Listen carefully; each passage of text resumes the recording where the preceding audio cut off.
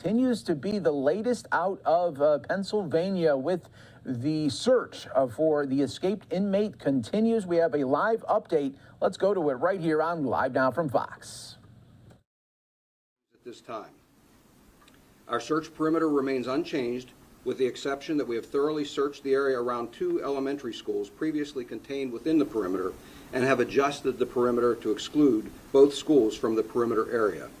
We've done this in an effort to minimize the impact on students and their families while we continue with our search efforts. The district attorney and I have an ongoing dialogue with school districts in the area and are committed to providing them the most up-to-date information so they can make informed decisions about school operations. I have told you all previously that we're utilizing hundreds of state, local, and federal law enforcement officers, canines, aviation assets, and various types of technology in an effort to keep the community safe and to bring this to as swift of a conclusion as possible. I'd like to provide the media and the public an opportunity for some insight of the scope of the operation that we've put in place. Following the press conference today, I'll provide you all details of how we can make that happen. As a reminder, we're asking the public's help by familiarizing themselves with the photograph and description of Cavalcante, to check security cameras they have, and to call us immediately if they believe they may have seen him. Again, we ask residents to please secure homes, outbuildings, and vehicles. Cavalcante has clearly already obtained some clothing and other unknown supplies, and we want to minimize any opportunity that he might have to get anything more.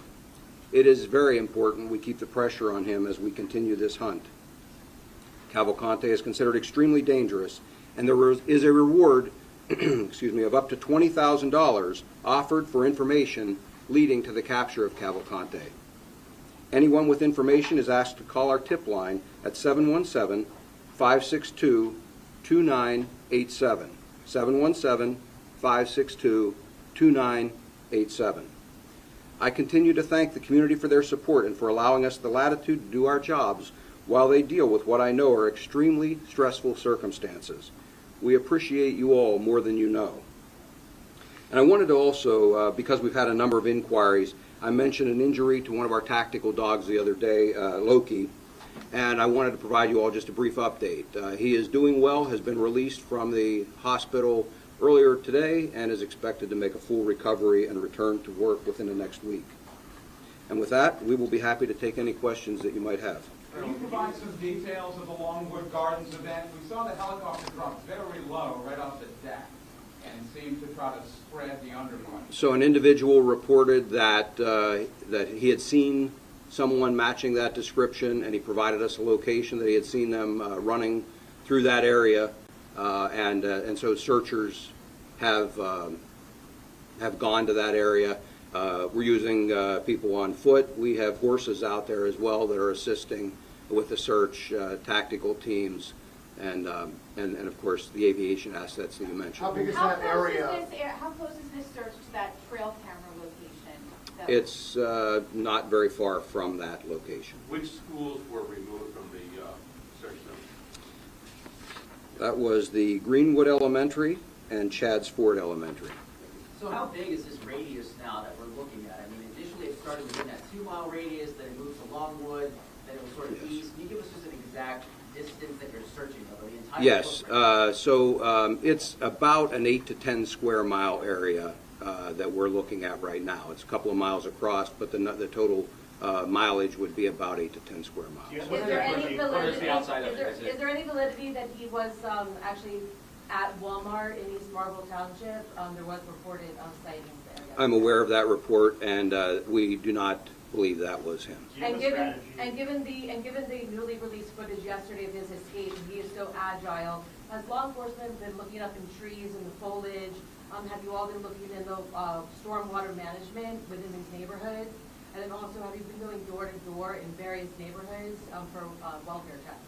Yes, to all of those. It's been a very thorough search. Harold, do you have a strategy for preventing him from escaping the Brandy Line Creek, which runs all the way to the Delaware River? We do. Can you elaborate on that? No. Colonel, what time was the sighting here Longwood reported?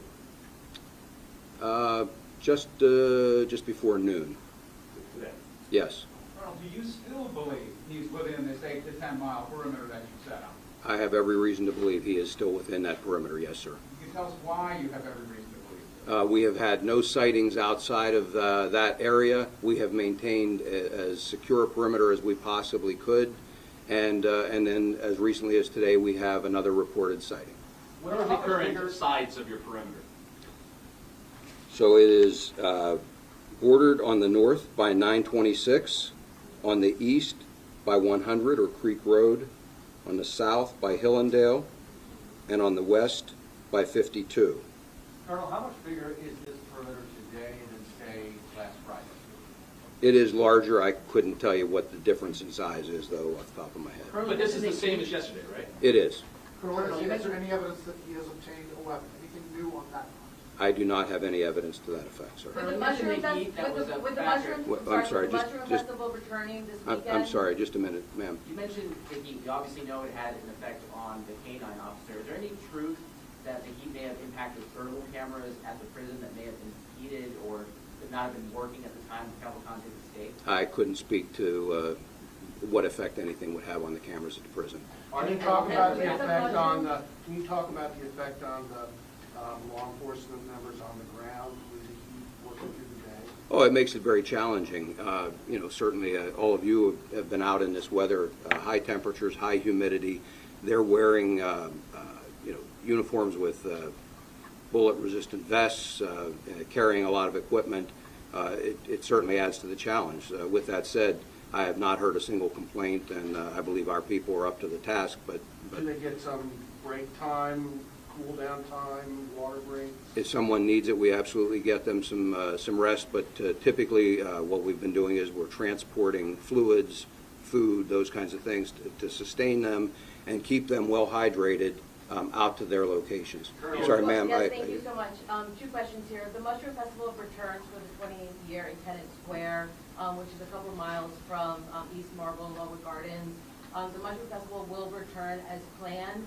Our law enforcement, state agencies, federal agencies working very closely with local police to ensure that the escapee will not go towards the borough, because some people are planning not to attend this year due to the escaped convict, even though he has not been spotted there. So any thoughts on that? Well, we're working very hard to capture the escaped convict and not allow him to go anywhere. And then last But along with that, yes, we are well aware of that festival, and we are working with authorities, a number of authorities, law enforcement, emergency management, and so forth, to try and make sure that people feel very safe at that festival. Yeah, and last question, in terms of how technology has changed from 1999 when Norman Johnson escaped, he was here for about 3 weeks in Chester County, again back in 1999. How has technology changed that is supporting your efforts to find him? Any thoughts on that? As with your cell phone, it's changed dramatically in that amount of time. And so we take advantage of some of the latest state-of-the-art options that are available. And so when I've mentioned here before, we use a wide array of technology.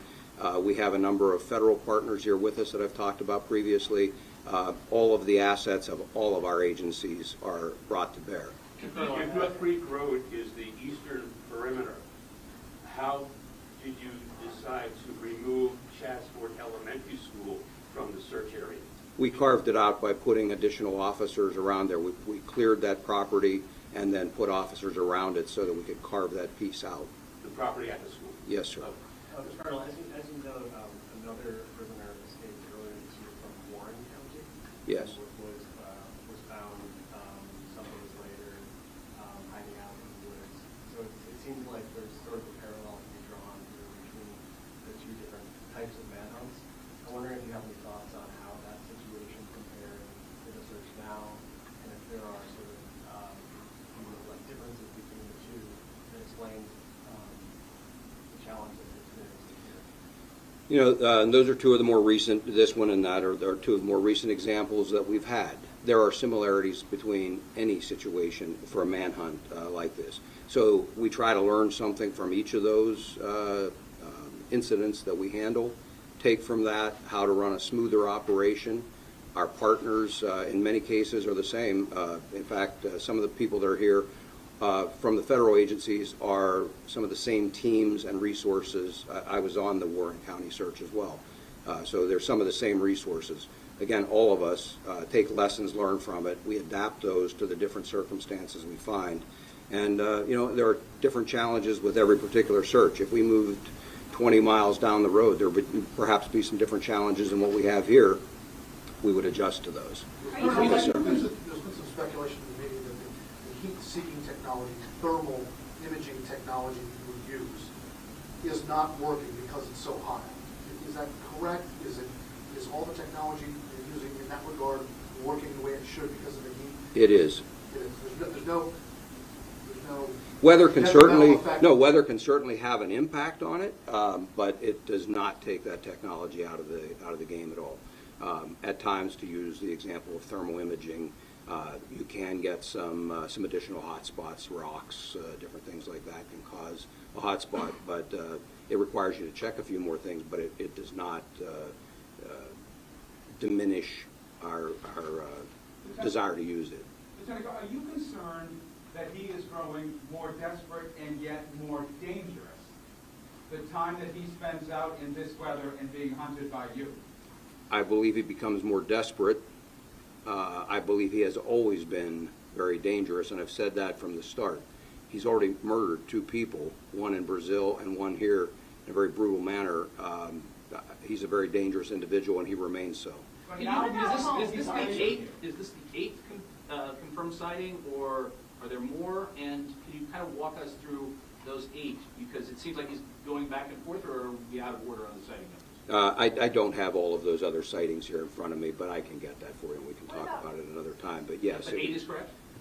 Yes, sir, it would be 8. What about homes? We know you've checked some homes before. Are you going back and rechecking homes? And if nobody's home, what are you doing? Are you checking the relatives just to make sure he's not in there? We are checking homes. We're talking to neighbors if we don't find somebody at that home, and then each one is handled on an individual basis. We typically can check, tax records, county records, to try and find an owner if we're just completely unsuccessful. But the biggest thing we look for immediately while we're there is any sign at all of forced entry. And we have found some open homes, and in those cases we try to obtain permission. Otherwise, through exigent circumstances, we can at least make sure that that home is not occupied. Is there an indication that he's gotten into any of these homes? I mean, we've had people contact us saying they believe things have been taken or moved.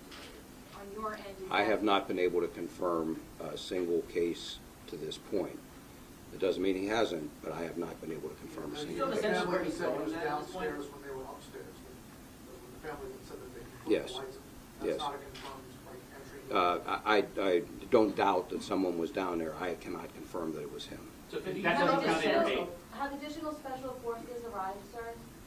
We have had tactical teams from all over the country come in and continue to come in. We have some additional resources that are arriving today, and part of the team arrived yesterday and will arrive today, and will become operational by tomorrow.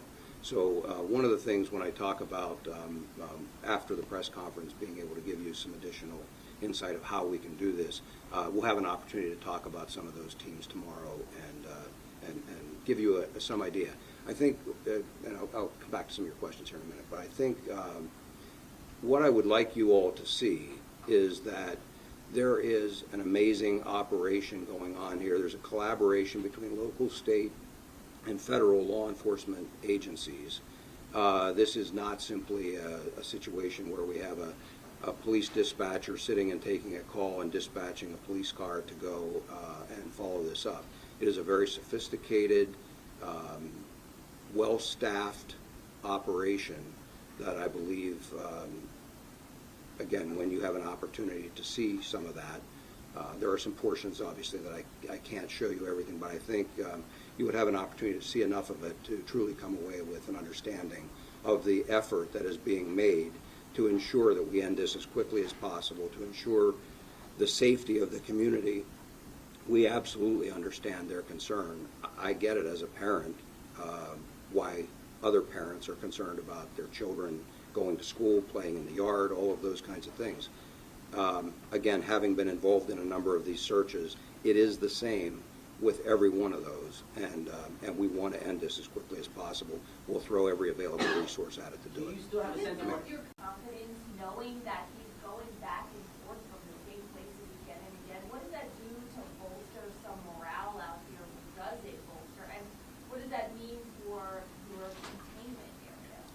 is no impact on morale, as I said a few minutes ago. I have yet to hear a single complaint. I interact with our people. We have shift changes where we brief out, outgoing troopers and officers. The morale is high, and I talk to them when they come in after a lengthy shift and working in these conditions. Morale remains high. These are people who are volunteering to come here, many from out of the area, who are volunteering. Now, in the case of state police, they're being paid, so I don't mean it to sound as though they're just volunteers, but they are asking their commanders to send them here. That's how high the morale is. Any sense of where he's going now, and then can you confirm that there was no equipment failure at the prison as it related to any heat that may have impacted any of the cameras or technology there that could have aided in his escape? I cannot speak again to the technology at the prison. That is not my focus at this point in time. My focus is on capturing him. There is an ongoing investigation there that I'm sure will reveal if there was any kind of a failure, or whether it was a failure of an individual or a group of individuals. That will all be determined and acted on appropriately.